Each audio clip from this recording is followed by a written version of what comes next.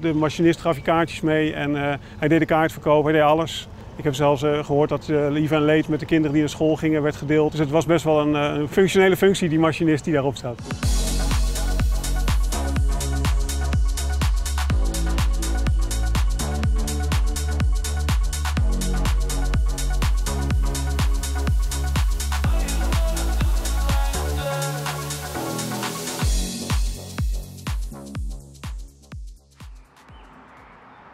In het mooie Zuid-Limburgse landschap ligt de Miljoenenlijn.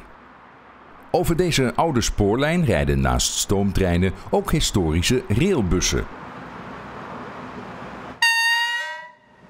Hij heeft de naam railbus nadat ze vroeger met stoom reden. En dat was best een dure oplossing, want je had een stoker, je had en heel veel water, heel veel kolen en diesel was goedkoper. En toen hebben ze gedacht van joh, we proberen het eens een keer wat lichtere voertuigen. Er waren al zware diesels. En toen hebben ze gedacht van nou, we proberen eens een keer een bus op de rails te laten rijden. En in eerste instantie met één motor, zonder stuurwagen. En toen hebben ze er een bijwagentje, maar dat was aan het eind, ja, moest je er altijd omheen rijden. En omdat die ook wissels kon uitsparen, hebben ze op den duur ook stuurwagens bijgemaakt. En sinds de jaren 50 hebben ze dus deze tweemotorige railbus.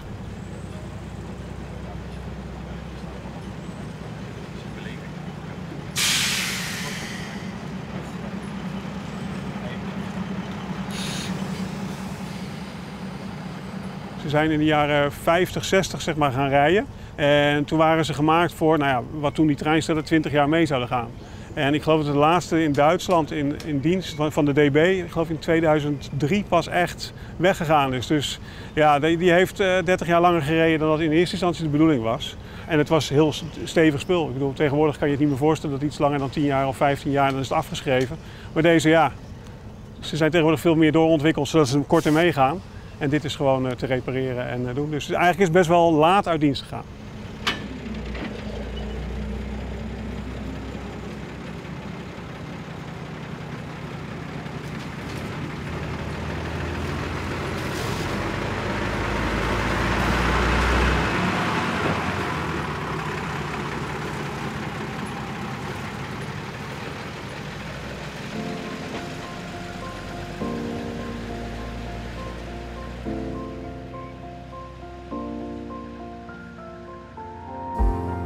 Deze railbussen reden in Duitsland voornamelijk op de minder drukke spoorverbindingen, de zogenaamde nevenlijnen.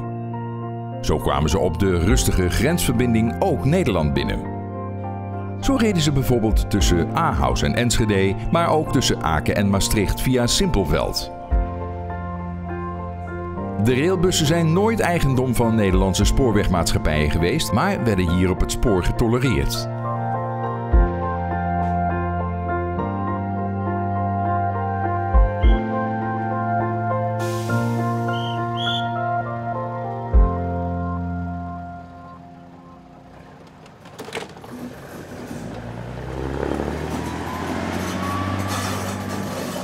Als klein jochie van 6 zat ik langs de Moezel met mijn ouders mee op vakantie. En dan reed je deze en dan zat je achter de machinist. Ja, dat is geweldig. En je hebt ja, communicatie met de mensen achter je.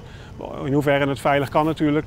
Ja, dat is gewoon, ja, anders zit je in een kabinetje en nu heb je gewoon ja, openheid. Iedereen kan zien wat je doet. Het is voor sommigen wat spannend, maar als je weet wat je doet is het ja, hartstikke leuk.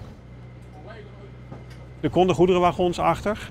Alleen dan was het wel als laatste wagen, want ja, je kan hem er niet tussen doen, want hij heeft speciale verbindingen tussendoor. Dus dan moet je iets heel creatiefs met kabels gaan doen. Maar ze konden inderdaad met goederenwagens rijden, hoewel het remsysteem zich daar niet helemaal toe leidt. Ik heb wel eens met een goederenwagon gereden hier. Ja, dan merk je dat die remmen van die goederenwagon werken anders dan van de railbus. Maar het is te doen. Alleen er mogen niet meer dan, geloof ik, 7 assen achter gehangen worden. We hebben er nog eentje staan, dat is de 04. Die is hier volgens mij in 96 heen gekomen. En deze is halverwege de jaren 2000 zijn die hierheen gekomen.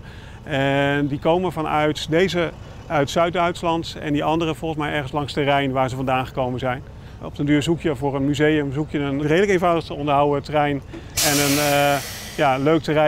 een leuk te rijden trein. Want deze zijn veel meer geschikt om in het heuvellandschap te rijden dan de DE1 en de DE2 zoals we hier hadden.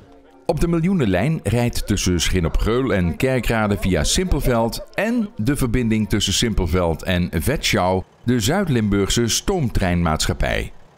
We rijden hier op de miljoenenlijn eigenlijk alle trajecten, dus alle 3 de trajecten die we hebben.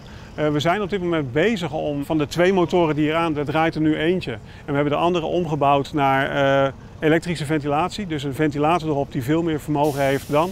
Dat zijn we nog aan het uitkristalliseren, vandaar het ook maar met 1 motorwagen rijden. Want normaal is het een motorwagen, een bijwagen en een stuurwagen. Ja, hier rijden we inderdaad om de stoom heen, de aanvullingen en sommige arrangementen. En we hebben ook fotoritten bij evenementen ja, dat is natuurlijk ideaal, want je kan overal even snel mensen afzetten en dan ga je weer. Dus nee, hier wordt die goed ingezet.